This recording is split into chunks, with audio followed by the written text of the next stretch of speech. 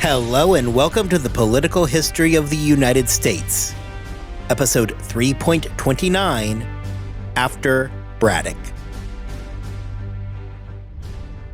Last time, when we left off, the French and Indian War had really just gotten launched, with Braddock's march to take Fort Duquesne.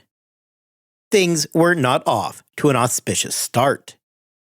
Braddock's flying column had been absolutely devastated in a crushingly lopsided loss. Braddock himself was mortally wounded in the battle. With Braddock dead, command of the British forces in North America fell to William Shirley.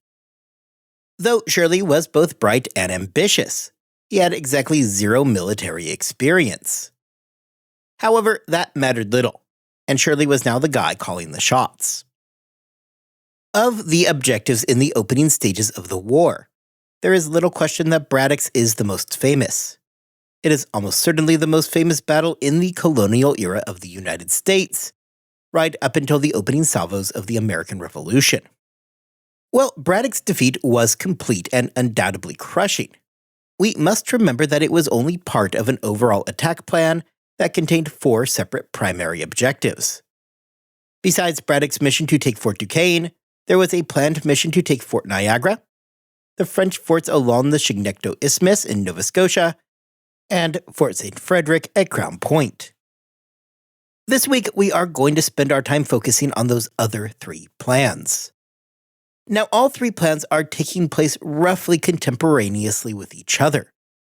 So rather than just jump back and forth between the 3, we are going to just take one at a time.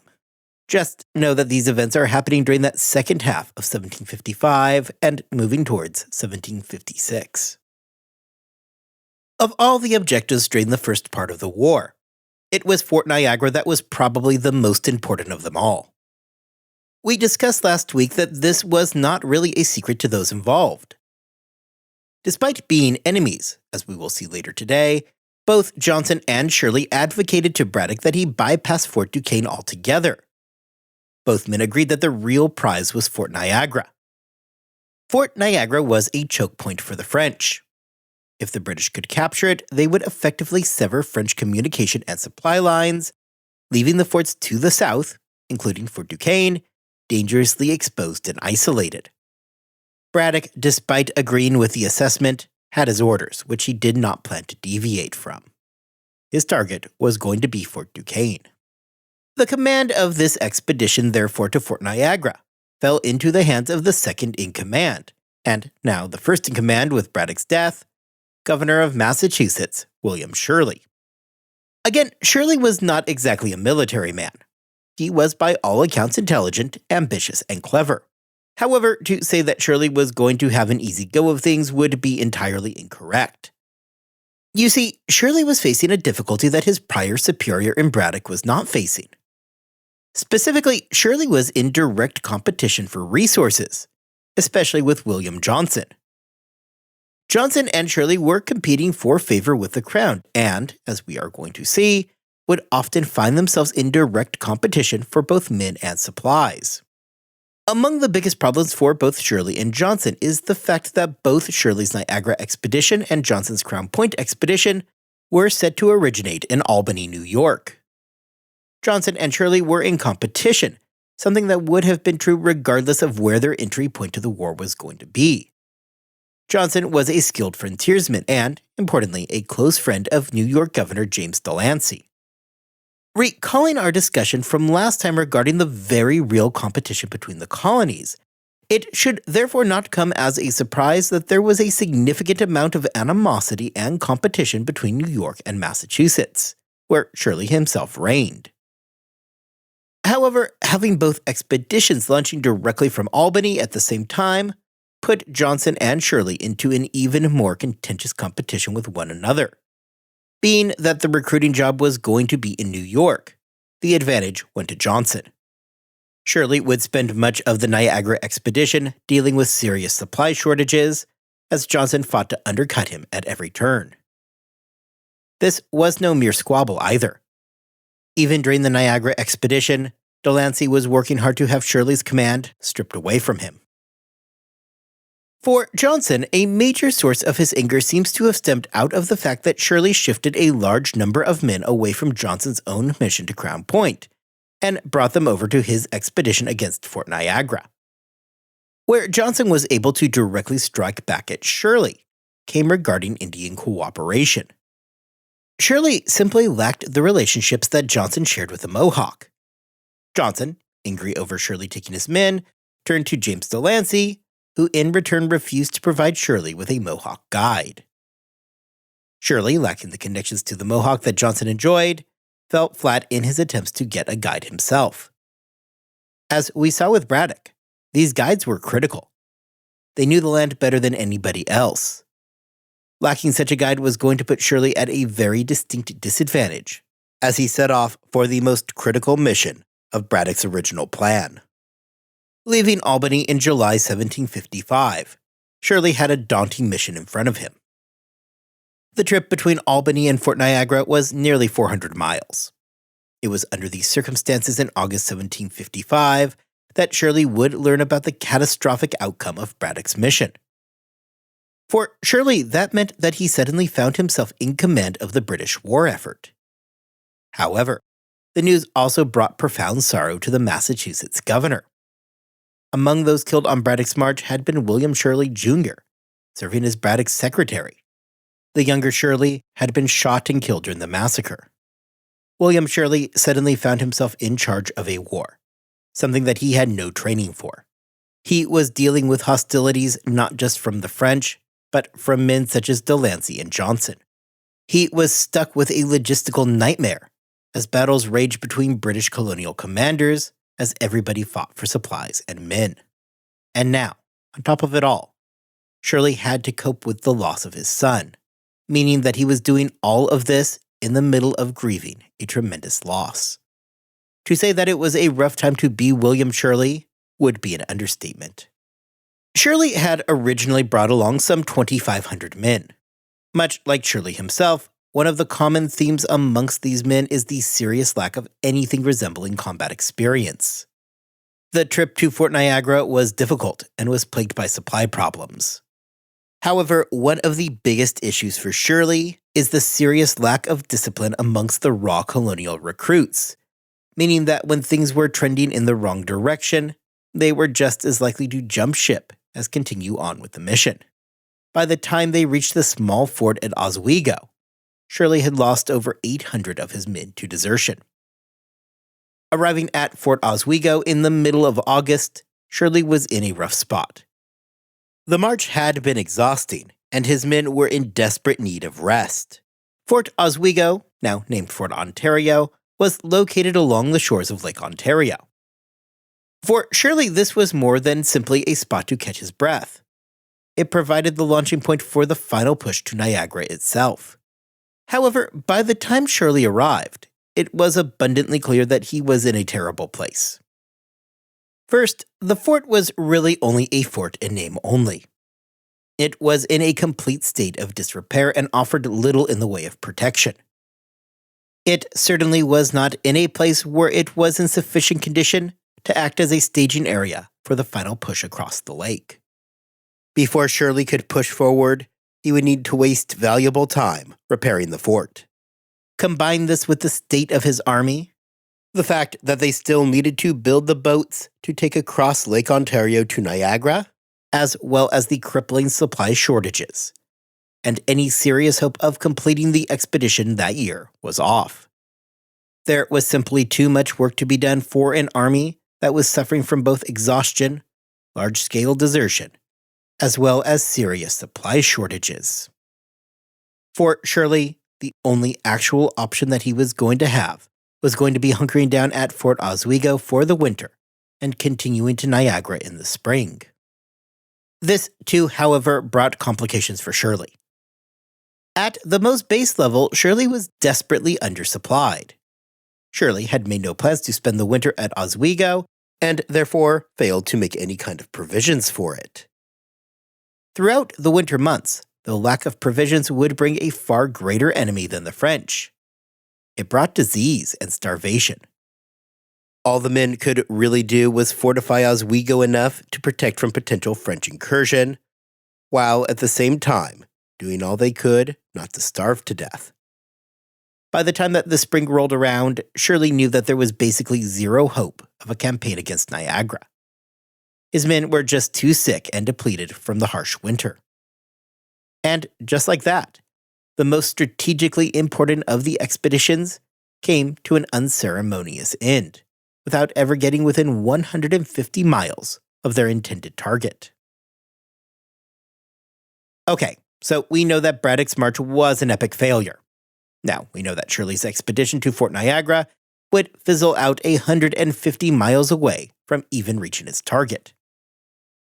The question now becomes if William Johnson could really stick it to his rival Shirley and deliver a much-needed win in an otherwise terrible year. Johnson, on the surface, was going to have an easier go of things than Shirley did. He had an easier path to follow, a shorter distance to go, and a better supply chain as he enjoyed help from the Mohawk. Furthermore, Fort St. Frederick was a significantly softer target than was Fort Niagara. However, even before Johnson left Albany, he had two very serious problems that were about to make his chance of success considerably lower. The first problem that he had came with the death of Braddock. Along with the massive human loss that came with Braddock's army, there was also the matter of captured baggage. With the army broken and fleeing and doing their best not to get scalped, a great deal of baggage got left behind. Included in this now captured baggage was Braddock's own set of plans. So the British had to assume by this point that the French knew exactly what the plans were. Well, this would have been true for Shirley as well. Nobody would have been the slightest bit surprised in Fort Niagara. It was the obvious target, and therefore telegraphing the French that the British had plans to take it would have hardly come as much of a shock.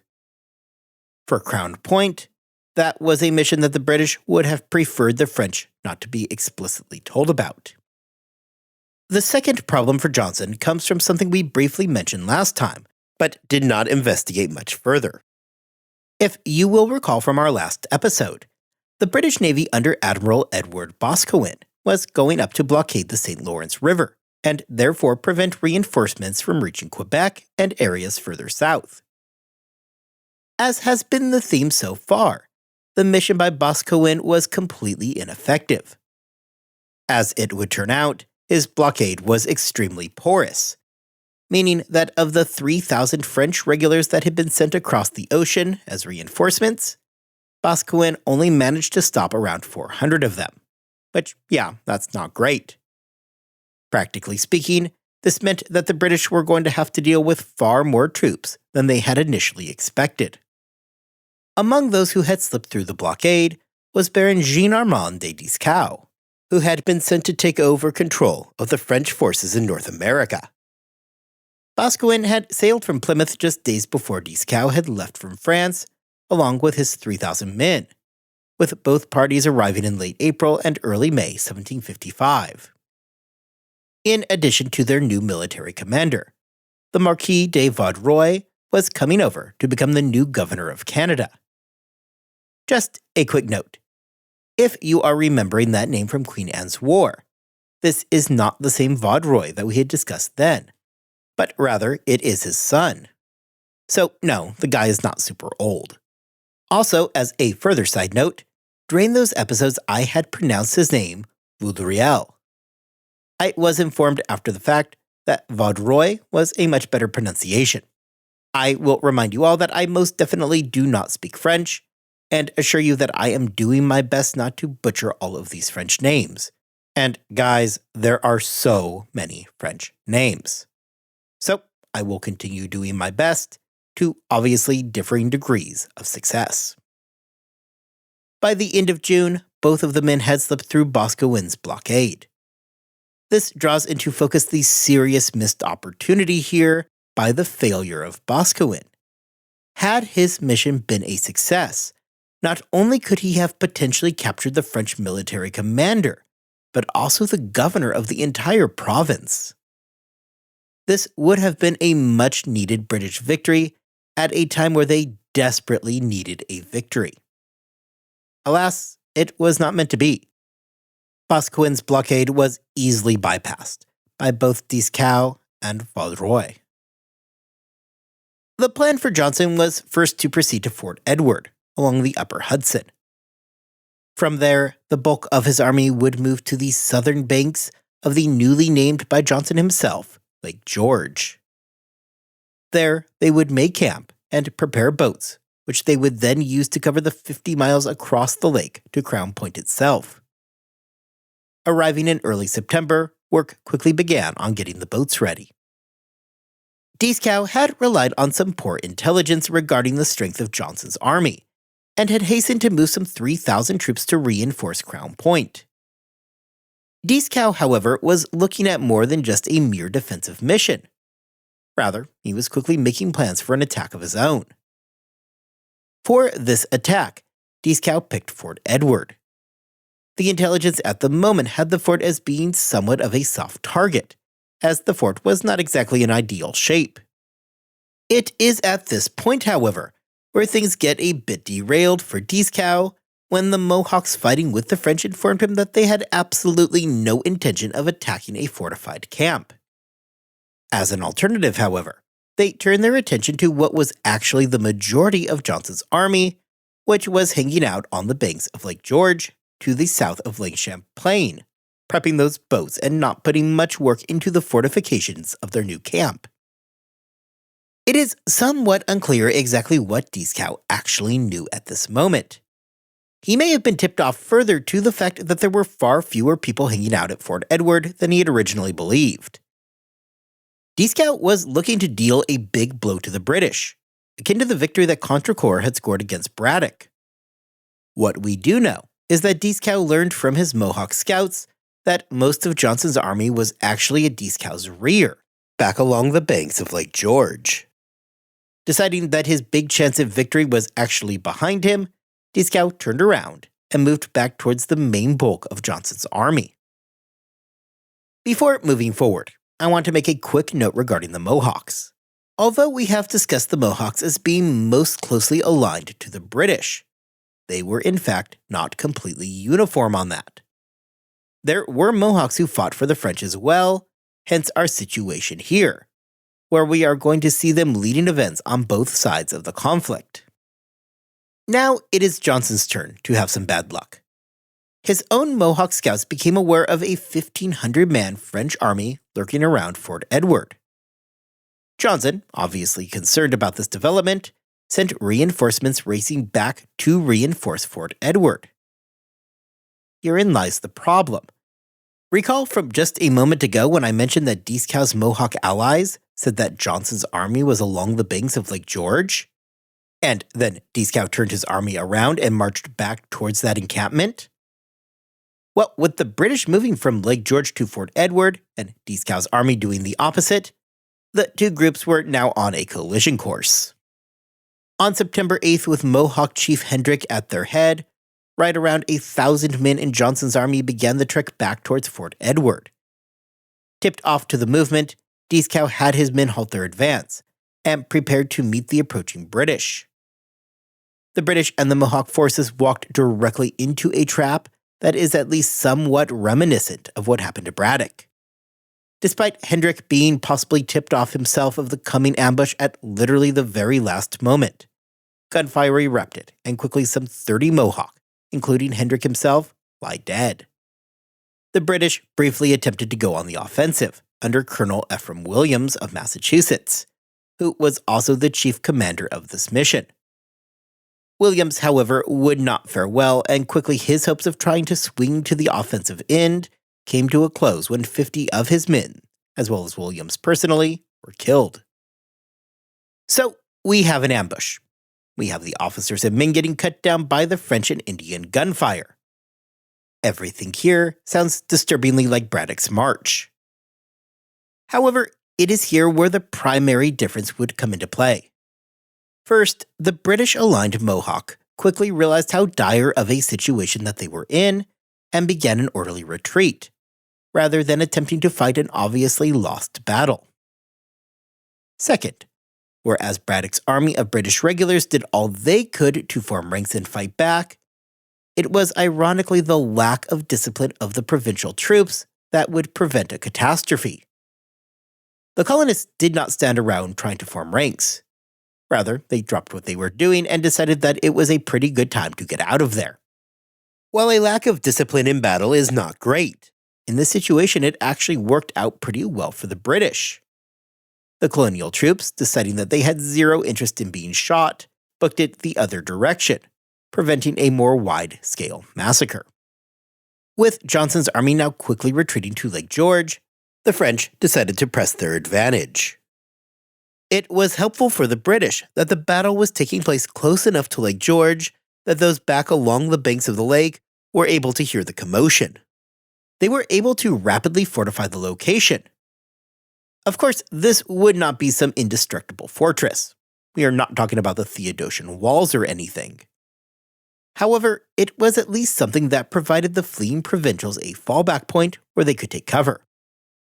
Mostly, it was the men back at the lake turning over the boats that they had been building and aiming their cannons out at the main road. Reaching the British location, the French Indian allies suddenly decided that they themselves had little interest in slamming into a, albeit poorly, fortified location, much to the chagrin of Dieskau. While his Indian allies had little interest in dying, Dieskau ordered his French troops to rush the British position. Predictably, this did not go well for the French. The British suddenly opened up from their position of cover and quickly killed scores of Frenchmen. This would quickly end the French advance. For the next several hours after that, both sides engaged in a kind of long-range fire battle that accomplished little. Muskets are not well regarded for their long-range accuracy, making the next several hours more of a campaign of harassment rather than anything containing real strategic aims. This would continue until the French withdrew.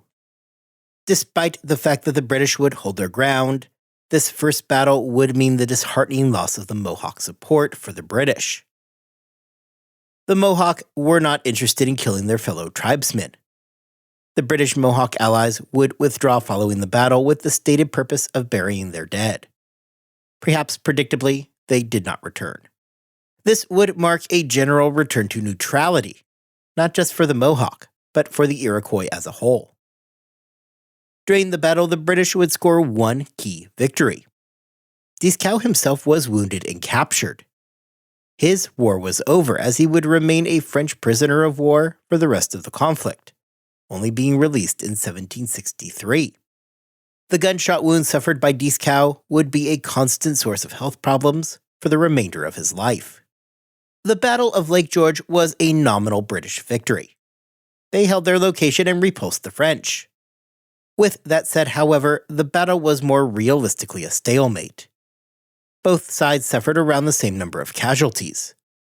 Neither side had been so wounded by the battle that it would affect their ability to continue the fight. The French, after withdrawing from the field, moved back to Ticonderoga, located at the point where Lake George and Lake Champlain converged. There, they would construct Fort Carillon. The British, for their part, would build Fort William Henry across the lake. For William Johnson, this would mark the end of his expedition to Crown Point. Unlike Shirley, Johnson was able to remain in the field. He was not forced to pull back. However, he suddenly found himself in an unexpected battle for control over Lake George. With the French controlling Ticonderoga, Johnson could no longer proceed via the waterway to Crown Point. Johnson would instead end up in his own fort as years of battles over the lake would ensue. We are going to leave William Johnson and his men in Fort William Henry for now, though I assure you, we are going to be back. Would it really be a war between the French and the British in 18th century North America without some action in Acadia? Of course not. The question, however, becomes, would Acadia continue in the tradition of 1755 and prove to be a British disaster? Acadia presented the British with unique problems. The British were in control of the region and had been since Queen Anne's War some 40 years earlier. However, although the British had conquered Acadia, they were faced with the real problem that they were the minority population in the region. The British had genuine concerns that the French living in Acadia would be more than happy to undercut British war efforts and hand the region right back over to the French. Importantly, this mission was something of a pet project for William Shirley.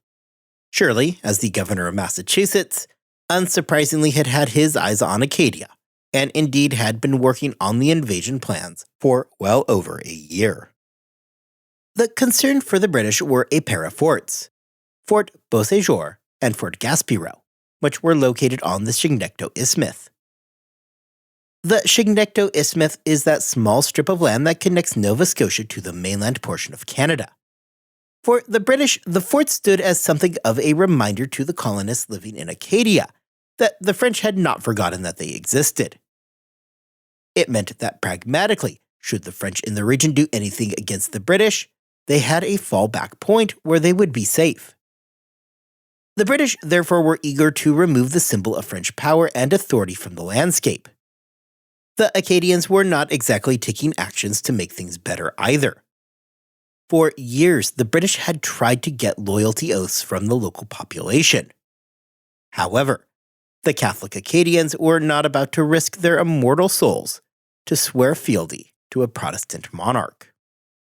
The plan, therefore, was that men under the command of Major General John Winslow would proceed first to Fort Lawrence, located nearby Fort Beauséjour. From there, Winslow, along with approximately 2,000 provincial troops and 270 British regulars, would move on to the main objective, Fort Beauséjour itself. The British, in this particular instance, moved efficiently, and by the time mid-June rolled around, they had laid siege to the fort. Quickly realizing that their situation was hopeless and not wanting to get blasted to bits, the French surrendered the fort on June the 16th. Meanwhile, back at Fort Gaspereau, the men inside that fort were watching the events back at Beauséjour with increasing anxiety. Those men quickly decided that they were not interested in playing and got out while they still had time. Fort Gaspereau fell without a single shot being fired. The fall of the forts would mark the high water mark for the British war effort during that first year. Of the 4 expeditions planned for 1755, it was the only one to actually succeed. Though it is worth noting that this is actually going on prior to the events surrounding Shirley, Johnson, or even Braddock. So at the time of the British victory, nobody is yet aware of just how bad 1755 is going to go.